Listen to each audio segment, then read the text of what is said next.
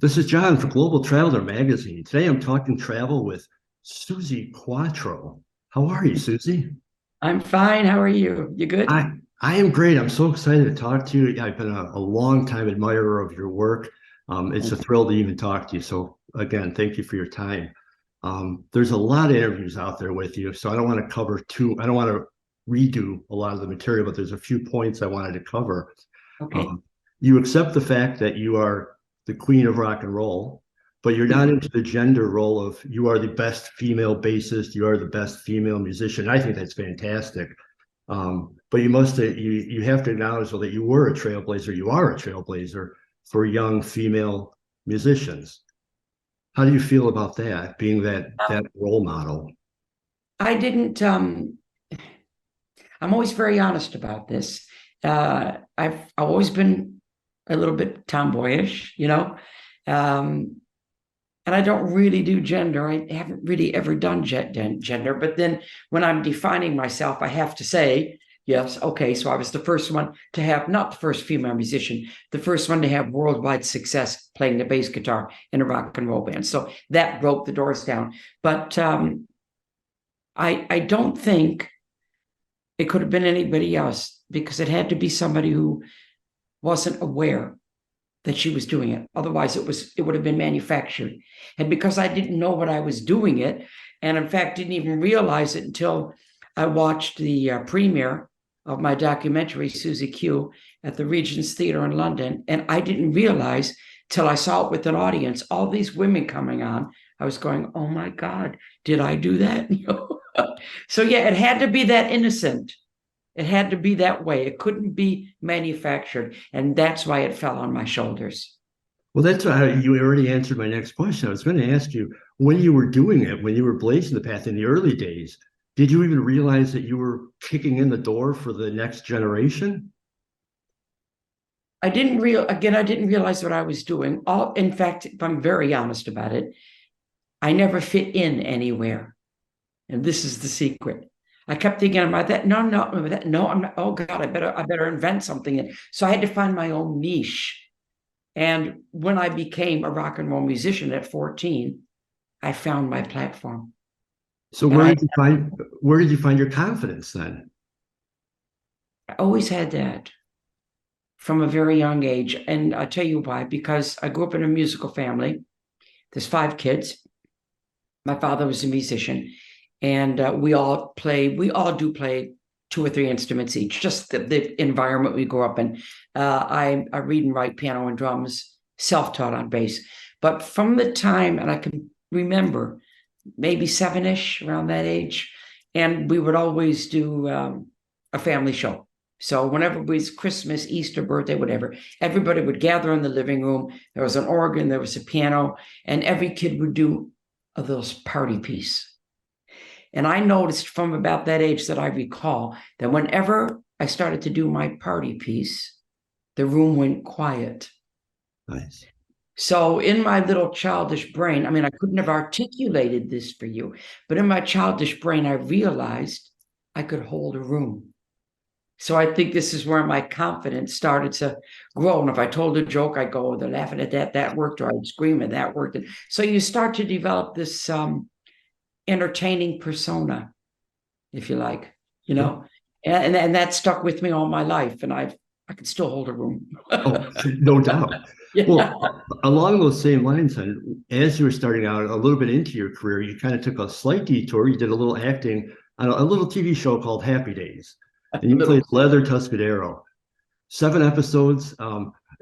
I've heard interviews before where you embrace that role. Like some people don't, they'll push off because they're known for that, but you embrace that role. Oh, I did.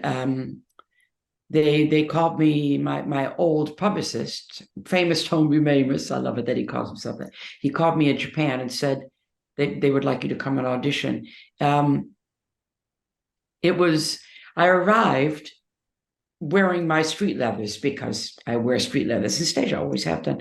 And Gary Marshall, I always remember he came up to meet me because they asked me to come in and audition. I had to fly all the way over on my own money and audition, which I did. He came up to me and he said, hello, Susie, nice to meet you. He said, my sister saw your picture on the cover of Rolling Stone, and you're the one we're looking for. He said, how good of you to come dressed in the part. And I said, what are you talking about, dressed in the part? These are my clothes. He said, well, then you're perfect. So it was a kind of, I didn't know what I had to read. I had to meet the fonts. I had to meet everybody, to meet the director. And obviously I could act or they wouldn't have given me the role. It was a decision I took to do that. Good decision. Yeah. I did it over 3 seasons and I made some good friends. I'm in email contact all the time with both Henry and Ronnie. So that's nice that we kept our Sure. friendship up. Yeah. But you declined to do a spinoff of that, your own spinoff. Which, Um, I'd done enough. Because it was so much like me, the character, even though I had to act, um, I thought that's enough. And it started to maybe blur the lines a bit as Suzi Quatro, the leather Tuscadero, is leather Tuscadero, Suzi Quatro. So I figured I'd done enough and cemented myself in that show forever. I got the second most fan mail after Henry, which is unbelievable. So obviously a popular character. It oh, kind of was a little bit of the female fans, wasn't it, really? And oh, that's the way I yeah, played it. Yeah. totally, absolutely. So let's fast forward a little bit to the pandemic. A lot of people shut down during the pandemic, just in themselves, not only the outside world. You took the pandemic and you had like a creative explosion. Unbelievable. Where did that come from? What did you do? Well, I am, the three key words about me are I creative, I communicate, and I entertain. If I'm not doing one of those things, I'm dead. Okay, that's the truth. When it came up, we were just right. My son we had already done No Control together, my son and I, very successfully, the album, and the company took up the option for the next one. And he was on the road with the band he was with, and I was on the road with mine. It's something like 90 gigs in the book. And all of a sudden, the brakes were on, as everybody knows. So I kind of said to my son, okay, we didn't know when we were going to write this next album. Guess what? We're going to do it now. We're going to do it now. So I used the time. I didn't let it destroy me. I turned it around and I used it. It was very positive in a way. I wrote two different books, 3 different books, released them. I wrote a whole album. It was successful.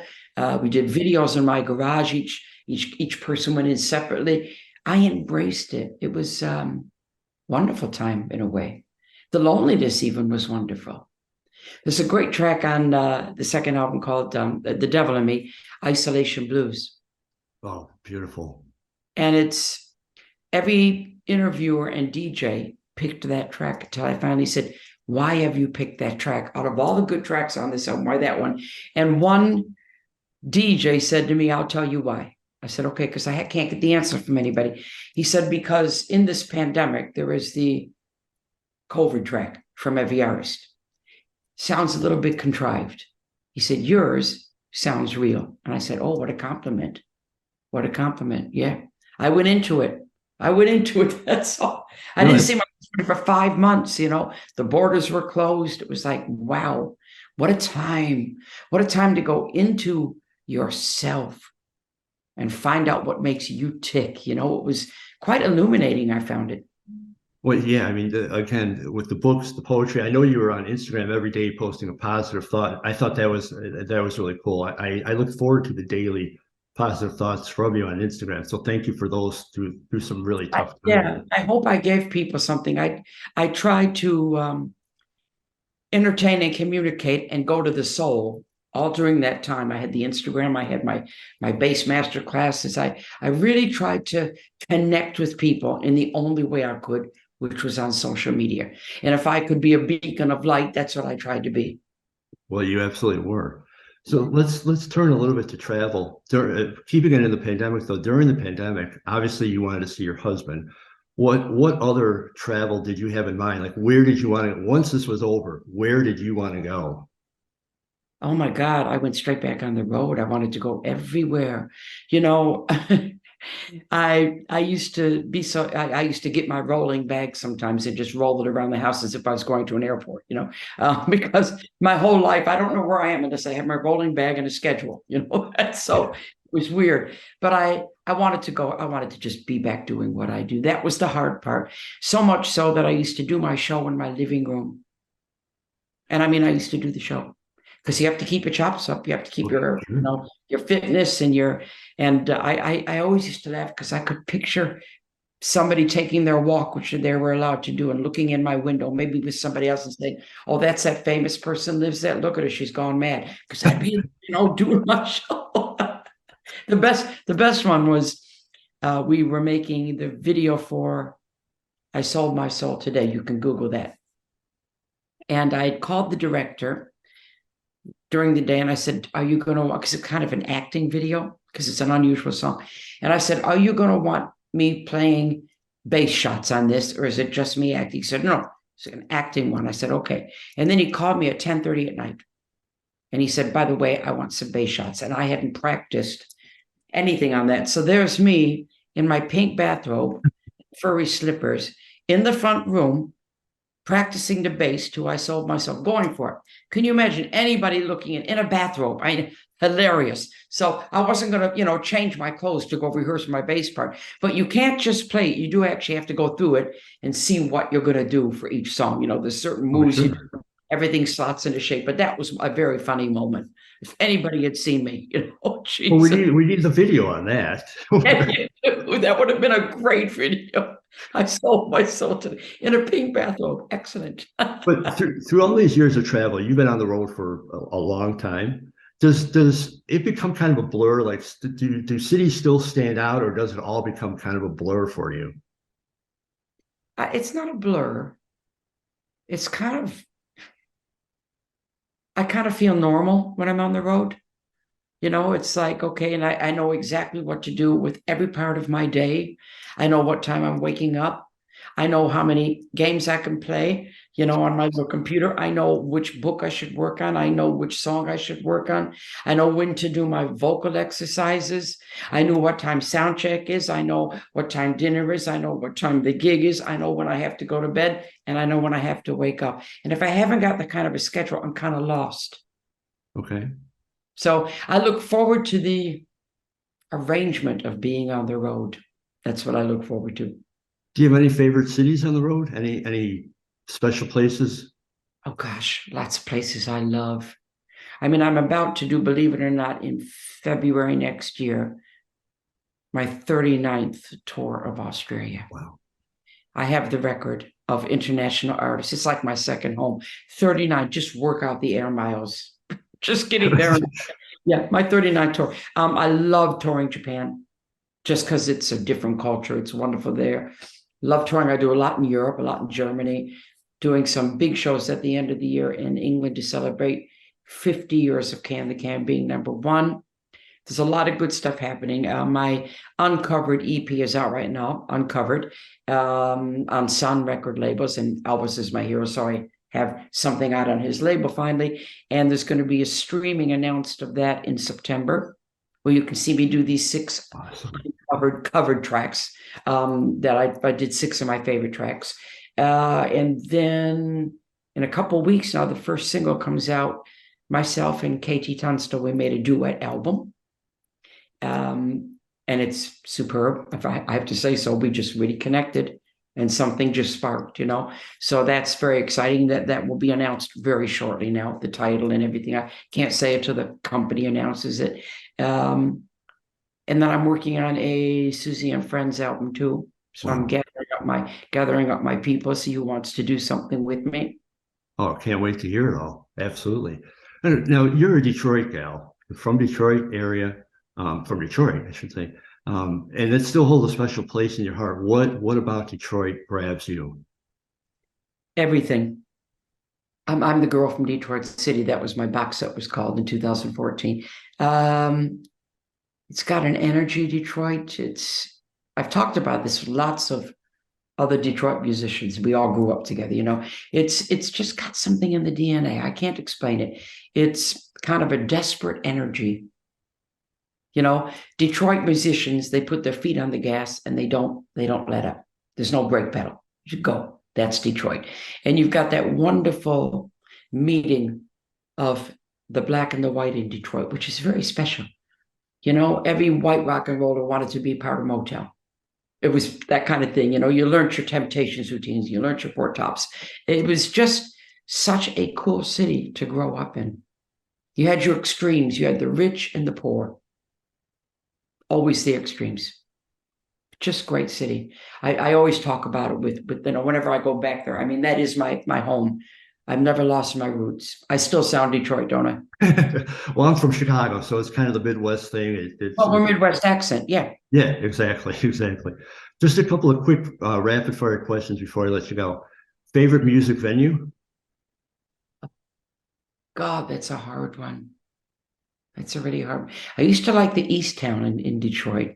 I'll tell you what was really wonderful, too, actually. The Royal Albert Hall I played last year, which was iconic venue. And the Sydney Opera House, that's pretty hard to beat. Well, yeah, yeah. That is. Any place you'd want to play that? I know you've played thousands of places already. Any place you want to play still? God, I can't think of anything. I'd like to do a gig at the Motor City Casino.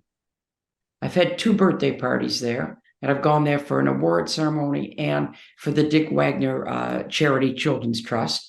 But I'd like to do a gig there. So, hello, hear me. Oh, please, yeah, I will be there. I will make the trip from Chicago to Detroit to see.